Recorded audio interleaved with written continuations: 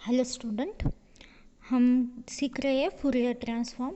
पिछले लेक्चर में हमने complex exponential of Fourier series के बारे में पढ़ा। आज हम देखने वाले हैं Fourier transform. Fourier transform start करने से पहले हम देखते हैं कि फूरियर ट्रांसफॉर्म होता क्या है। Fourier transform is basically used to find frequencies contained by given time domain signal. जब हमें कोई टाइम डोमेन सिग्नल दिया होता है तो उसमें क्या फ्रीक्वेंसी कंपोनेंट प्रेजेंट है उसकी जानकारी हम फूरियर ट्रांसफॉर्म से पा सकते हैं। यानी फूरियर ट्रांसफॉर्म ये सिग्नल को दूसरे तरीके से देखने का एक नज़रिया है। फूरियर ट्रांसफॉर्म कन्वर्ट करता है टाइम डोमेन सिग्नल को फ्रीक्वेंसी डोमेन में। तो हम देख रहे हैं कि फूरियर ट्रांसफॉर्म के लिए हम फॉर्मूला सीख रहे हैं वो कैसे बनाना है। इसके लिए हमने पिछले लेक्चर में कॉम्प्लेक्स एक्सपोनेंशियल फॉर्म देखा। आज हम फूरियर इंटीग्रल देखने वाले हैं। So Fourier integral is the complex कैसे बनाना है। सो हम क्या कर रहे हैं, फूरियर इंटीग्रल के लिए फॉर्मूला आज देखने वाले हैं using complex exponential form of Fourier series. So देखते हैं पिछले लेक्चर में हमने पढ़ा है कि ये फॉर्मूला कैसे मिला है हमें। This is complex exponential form of Fourier series. So F of X is equal to summation of N from minus infinity to infinity C N into E raise to I N pi x upon L. This is complex exponential form of Fourier series where complex exponent coefficient is Cn is equal to 1 upon 2L integration from minus L to L f of x into e raised to minus I n pi x upon L into dx. Now अब हमें क्या करना है, हम क्या करेंगे, जो है हमारा Cn, ये जो Cn की वैल्यू है हमारे पास उसको इस समेशन में सब्स्टिट्यूट कर देंगे। तो ये आ जाएगा F of X is equal to summation in summation क्या किया हमने, ये जो सी एन की वैल्यू है यहाँ पे सब्स्टिट्यूट कर दी। पर सब्स्टिट्यूट करते वक्त हमने क्या किया है, देखो दिस इज ये क्या है, ये जो हमारे पास इंटीग्रल है ये क्या है, फाइनाइट इंटीग्रल है। कौन सा इंटीग्रल है, फाइनाइट इंटीग्रल।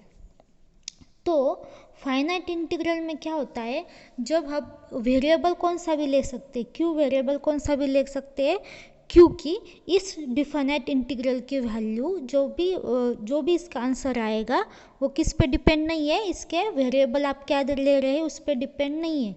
सो आप यहाँ पे वेरिएबल कौन सा भी सब्स्टिट्यूट कर सकते हैं, आप एक्स के जगह यू सब्स्टिट्यूट कर सकते हैं। क्योंकि क्या होगा, जब हमें देखो अगर यहाँ पे मैं suppose this is one example of finite integral integration from 2 to 3, suppose it is u square. So इसका इंटीग्रेशन क्या आएगा, u cube upon 3, then limit substitute कर दिया तो यह आ जाएगा 3 cube upon 3 minus 2 cube upon 3।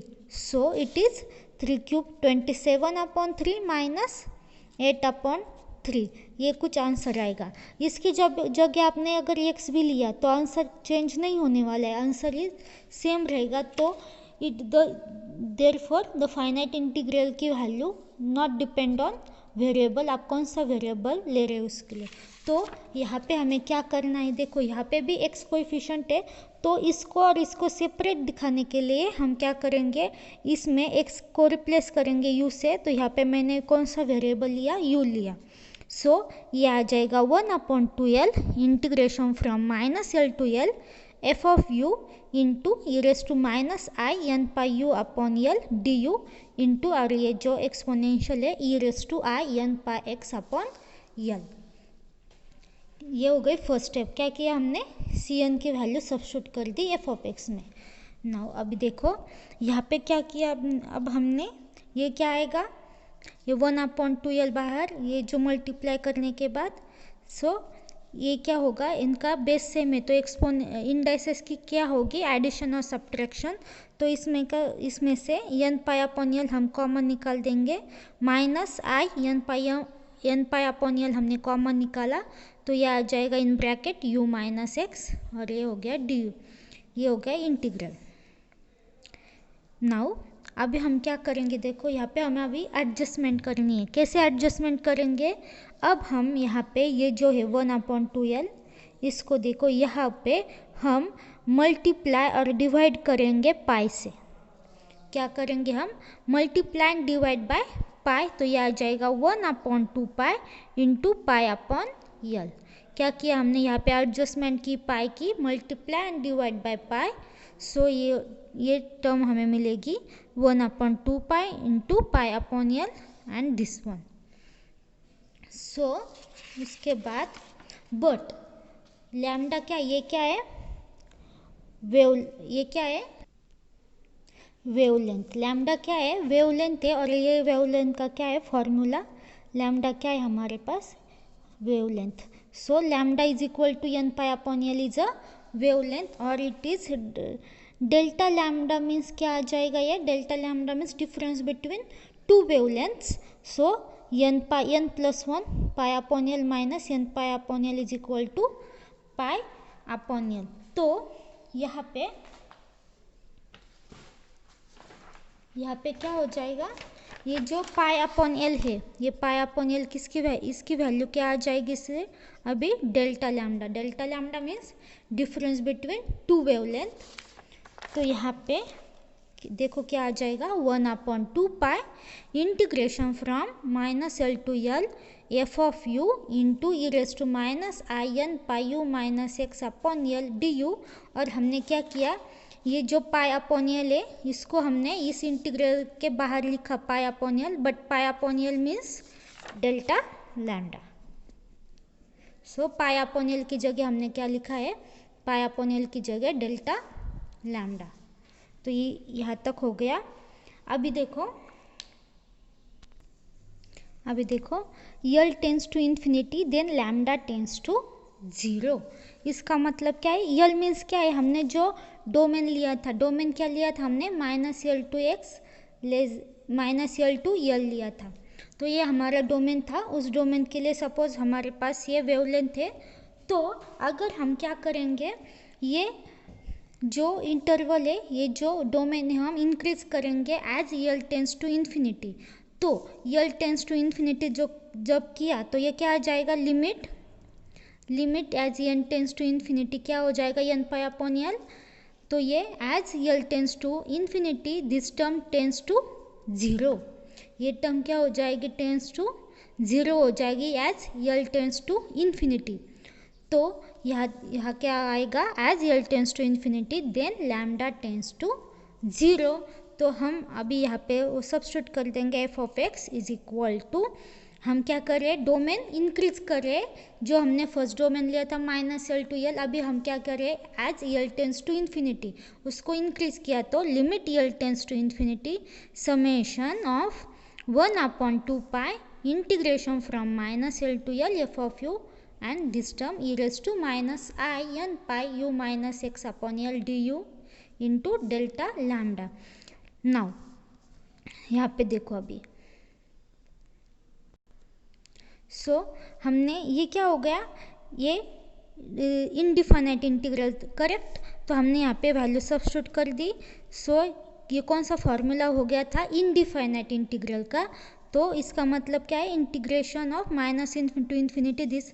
मैं आपको लिख के बताती हूँ ये कैसे आएगा।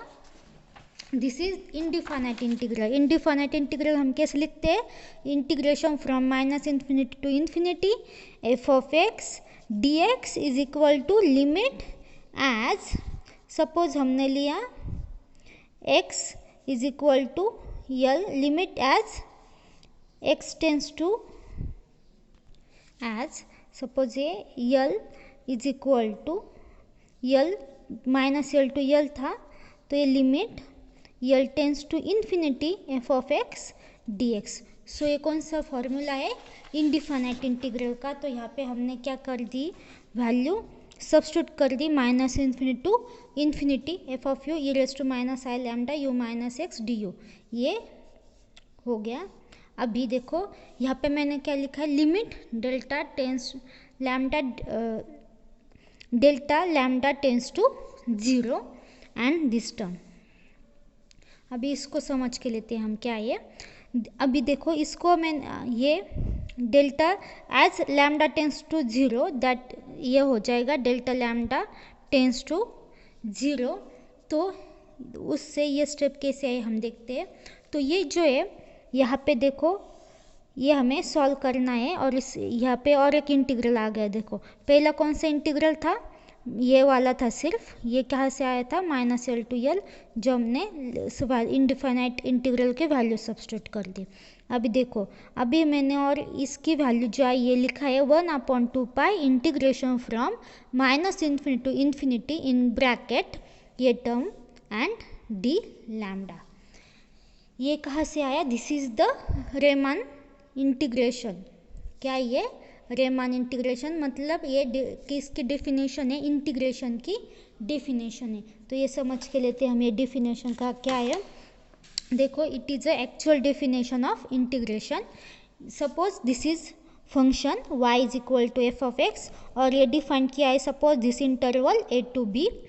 नाउ हम क्या करेंगे, अभी हम इंटीग्रेशन निकालते हैं, मतलब क्या निकालते हैं, ये जो लिमिट्स है इंटीग्रेशन की a और b, उससे ये a और b, ये जो f ऑफ a है, ये इससे जो ये कर्व मिलता है हमें, क्लोज्ड कर्व मिलता है, उसका एरिया निकालना, मतलब क्या निकालना, इंटीग्रेशन निकालना, integration a to b f of x dx। अभी एरिया निकालने के लिए हम क्या करते हैं, जो इस रीजन को हम डिवाइड करते हैं। क्या करना है हमें, इसको डिवाइड करना है। डिवाइड करेंगे हम स्मॉल रेक्टेंगल में डिवाइड करने के बाद इसका हम क्या करेंगे, हम इसका तो पूरा रीजन का एरिया नहीं निकाल सकते डायरेक्ट, क्योंकि हमारे पास कोई फॉर्मूला नहीं है। पर हम क्या कर सकते हैं, इसको स्मॉल रेक्टेंगल में डिवाइड करके हमें पता है रेक्टेंगल का एरिया कैसे निकालना है। तो ये हो गई वैल्यू एफ ऑफ ए, और हमने क्या किया, इसको डिवाइड किया, तो ये आ जाएगा डेल्टा एक्स मतलब b माइनस ए अपॉन n, मतलब n क्या है, जितने पार्ट्स में हमें उसको डिवाइड करना है, वो इक्विस पेयर्स सेम पार्ट में हम क्या करें, उसको डिवाइड करें। तो ये एरिया क्या आ जाएगा, delta x into f of a. देखो ये delta x into f of x y, क्योंकि यहाँ पे एफ ऑफ ए, यहाँ पे क्या आएगा, एफ ऑफ सम एक्स आई लिख देंगे हम, तो ये आ जाएगा F of x I -1 into delta x, और पूरे एरिया की जब एडिशन करेंगे तो ये आएगा समेशन।